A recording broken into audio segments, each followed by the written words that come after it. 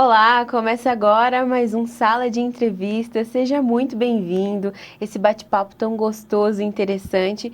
E hoje o tema é muito especial, porque nós vamos falar sobre os projetos voltados para as pessoas com deficiência em Pato Branco, porque tem novidade, principalmente para as crianças que têm autismo. E essa novidade é muito legal para os pais conhecerem, para toda a população conhecer e também apoiar. Para falar sobre o assunto, a gente convidou a presidente da Associação Iguais nas Diferenças, Angélica Oliveira. Seja muito bem-vinda. Olá, tudo bem? Eu que tenho o prazer de estar aqui para conversar com vocês um pouco sobre as nossas pessoas com deficiências na cidade de Pato Branco. Sempre a gente ouve muito falar sobre inclusão, acessibilidade, mas muitas pessoas ainda não sabem sobre os projetos que são ofertados dentro do município, né?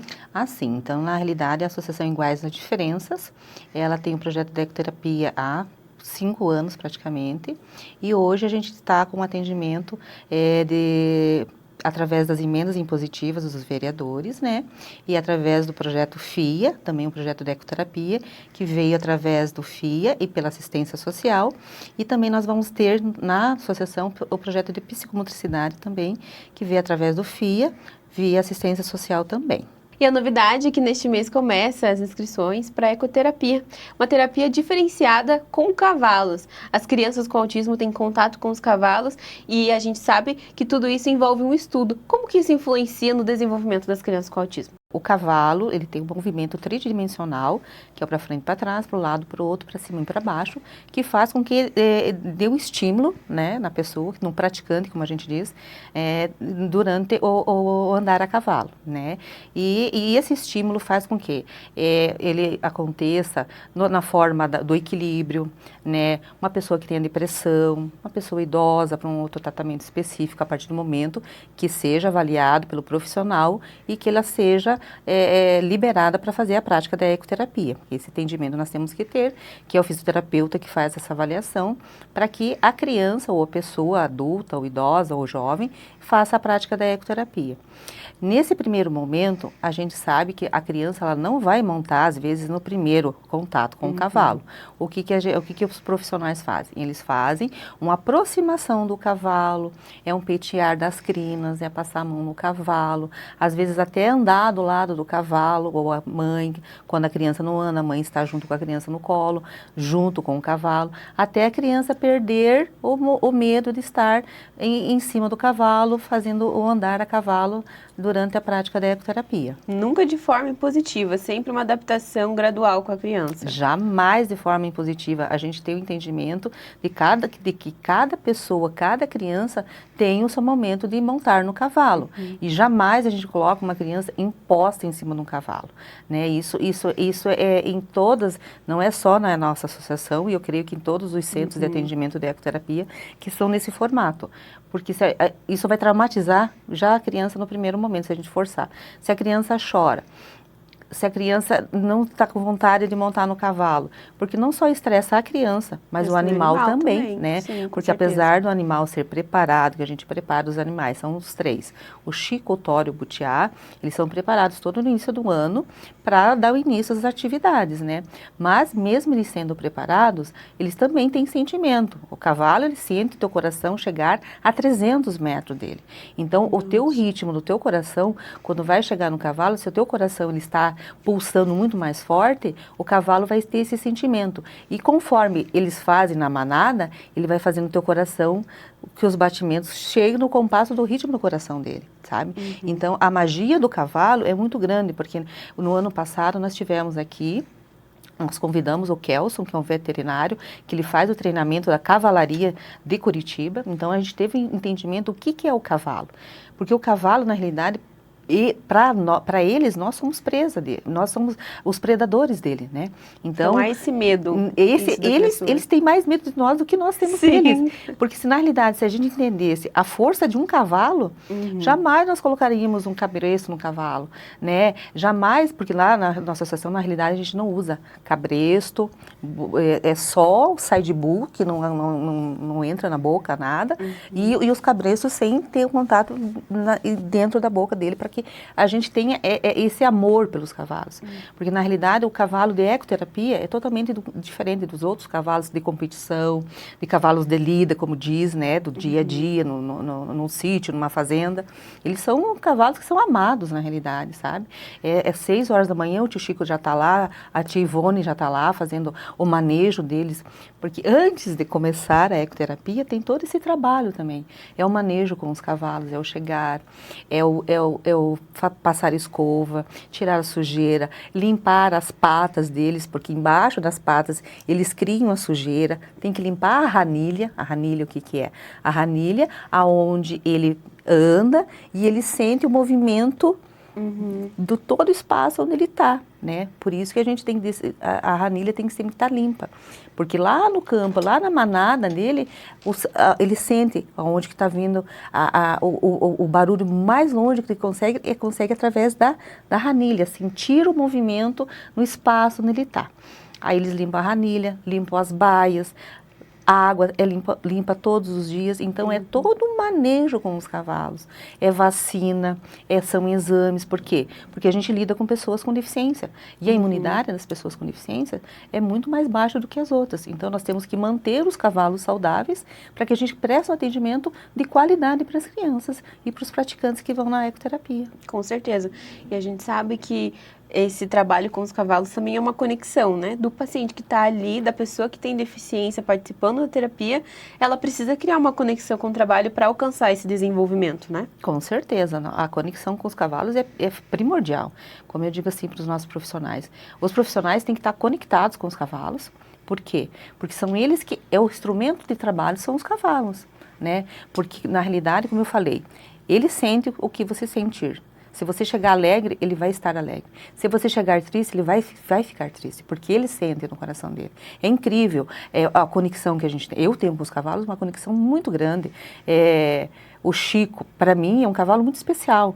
Eu digo que o Chico é autista, hein? Porque na realidade... Ela já fez o diagnóstico, gente, ele não dá mais, autista, ela estabeleceu. Porque na realidade é assim, a prática da ecoterapia na associação, nós temos ela no Bosque, que é um aporte que nós temos, graças a Deus, através da sociedade rural. Então tem que ter uma conexão total com os cavalos. E durante a prática da ecoterapia, quanto mais o praticante está junto do cavalo, mais ele se sente apaixonado pelo cavalo. Como eu falei para você, às vezes a criança não monta no primeiro momento. Mas conforme ele vai montando, tem criança que já chega lá, ele já sobe em cima do cavalo, mas não pode, porque tem que estar profissional, ele sai correndo para estar junto ao cavalo, mas não pode, o profissional tem que estar junto, porque tudo é um processo, por mais que a criança tenha vontade, a gente tem que colocar capacete, que tem que ter a segurança, né, para a criança, porque a gente sabe que a gente está lidando com um animal, a gente sabe que no decorrer pode acontecer alguma coisa, com o imprevisto, né, no momento, então a gente tem essas precauções que a criança tenha o capacete para usar. As montarias duplas, hoje a gente não faz mais com as mães, porque a gente sabe que tem imprevisto, e acontece, realmente acontecem imprevistos. E isso não prejudica somente a mãe e a criança, isso pode prejudicar o animal também. Sim. Porque se uma mãe, ela rola com a sela no cavalo, o que vai acontecer? Vai acontecer o sobrepeso também sobre o cavalo, que pode machucar o cavalo, que na realidade hoje nós estamos com o Chico, né, ele foi medicado já pelo seu periolo, que é o nosso médico veterinário, ele está ali porque foi um acontecimento que ocorreu. E hoje, como a gente diz, a vida é um aprendizado, né? A gente aprende todos os dias, e durante a prática da ecoterapia também a gente tenta fazer o máximo possível com maior segurança. Mas às vezes acontecem imprevistos, como a gente diz, que são para a gente entender que hoje o profissional só faz montaria dupla, um profissional com a criança, né? Que o profissional, ele tem um equilíbrio para andar no cavalo, né? Porque eu, se for andar a cavalo, eu tenho 3 cavalos, eu não ando a cavalo, porque eu não tenho equilíbrio e nem tenho tempo, na realidade, para estar fazendo. Mas o profissional, ele tem esse treinamento, ele tem o curso que é ofertado, tanto que a gente já está vendo um curso para eles irem fazer em Curitiba, porque eles têm que estar constantemente estudando sobre a ecoterapia, porque tudo é mutável, né, nos atendimentos. Porque hoje, nas leis, nós temos bastante para pessoas com deficiência, mas a gente tem que ter entendimento de que o principal, acima de qualquer lei, acima de qualquer coisa que eu digo, é um atendimento humanizado, é um atendimento com empatia, é um atendimento com respeito, porque as famílias que têm pessoas com deficiência sofrem muita, como é que eu digo, exclusão da sociedade. Sim. A sociedade ainda não, apesar de toda essa evolução que nós temos como ser humano ainda, o ser humano não evoluiu quanto ao preconceito. O preconceito Sim. é muito grande em todos os sentidos. Muito estigma ainda, né? Muito estigma quanto a isso, né? A humanidade evoluiu tanto, a humanidade é tão tecnológica, como eu falo, assim, mas o coração continua lá na época da senzala, como eu digo, né? Lá na época de que tinha que esconder uma pessoa com deficiência, né? Escondiam a pessoa, ficava fechada. Tem filmes que a gente assiste que na realidade foi o que aconteceu na época de Hitler também. As crianças, eram penalizadas muito. Então, assim, a sociedade tem que entender que as pessoas com deficiência, elas podem muito mais do que até nós, pessoas normais, como eu digo, que a gente diz que é normal, mas o que é normal em cada pessoa? A partir do momento que você exclui uma pessoa, você é normal? Não, você não é. Você é uma pessoa que você não tem entendimento do que é um ser humano. A gente acaba limitando muitas vezes que essas pessoas tenham uma vida mais normal possível, simplesmente por conta do preconceito. Exatamente, né? Porque na realidade a gente diz assim, é uma pessoa com deficiência, é uma pessoa que usa cadeira de rodas, ela não faz nada. Meu Deus do céu, ela tem uma capacidade muito mais até que uma pessoa que anda normalmente, né? E hoje, como a gente diz assim, o que vem acrescente hoje é o autismo. Né?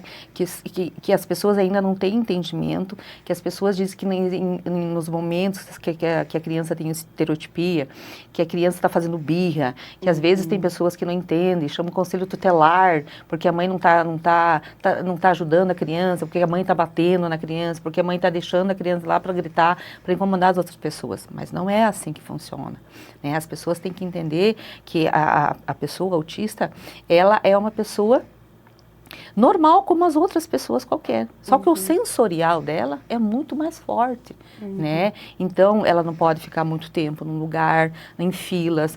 A prioridade de atendimento tem que ser rápido. Lugares barulhentos. Né? Muitas luzes, Então, assim, e a gente ainda vai fazer, né, um trabalho, um estudo, e vai colocar, a gente vai chamar pessoas, a gente vai criar uma sala com equipamentos, que eu já vi numa reportagem até, e vou tirar e vou levar para a associação até, porque nós temos uma psicóloga, nós vamos ter os profissionais atendendo lá.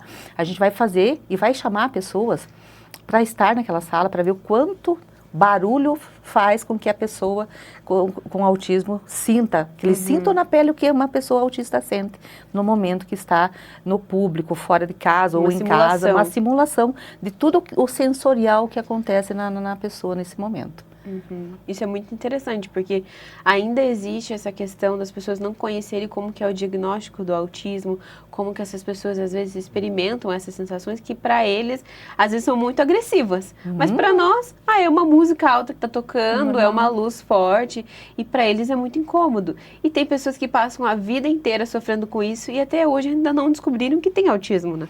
Assim, na realidade, hoje nós temos na associação, nós temos a Manu, ela é uma menina, eu chamo de menina, né? Ela tem 23 anos de idade, ela foi diagnosticada com 20 anos, na realidade. Então, quem ajudou, na realidade, ela na alfabetização foi a família, foi o pai, né? E hoje ela sabe que ela é uma autista, mas ela hoje é formada em agronomia, ela faz marketing, até para a associação ela está nos ajudando no nosso Instagram lá, mas ela tem uma vida normal, mas também tem, né, ela não consegue se socializar, tem as outras comorbidades que vêm junto com o autismo, né, TDAH, entre outras comorbidades que vêm junto com o autismo, né? Às vezes a criança também tem altas habilidades que tem que desenvolver, né? Então, é nessa situação que a gente vê. E hoje, o que se faz? As terapias. Quanto mais cedo, quanto mais diagnosticado mais cedo a criança, melhor para a família.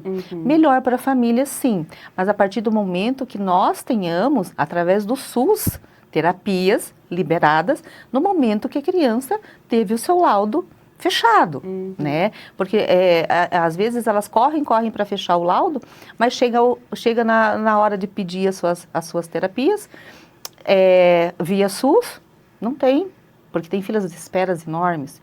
Porque também o SUS é culpado? Não digo que o SUS é culpado. Não existe culpado na realidade a partir do momento que os profissionais não estão preparados para a demanda que nós temos hoje, né? Porque hoje nós precisamos o quê? Fono. Fono é uma demanda muito enorme, muito grande, mas nós temos profissionais? Não temos, né? Os profissionais que nós temos hoje estão via particular e tem mães que conseguem pagar, mas tem mães que não conseguem pagar e ficam na fila de espera 1 ano, 2 anos, isso a gente sabe, né? E a gente vai crucificar quem? Não existe quem crucificar. A gente precisa do quê? A gente precisa que, a nível federal, estadual e municipal, sejam criadas políticas públicas, na realidade. Para atendimento, das famílias, para a gente ter uma rede de apoio para as famílias, principalmente para as mães, né? Mães e pais, mas principalmente as mães, porque a mãe que fica em casa com a criança, o pai sai trabalhar, a mãe fica em casa porque a mãe não consegue trabalhar, porque a criança exige dela 24 horas por dia de atenção, né? O importante é ter um projeto voltado para tudo isso.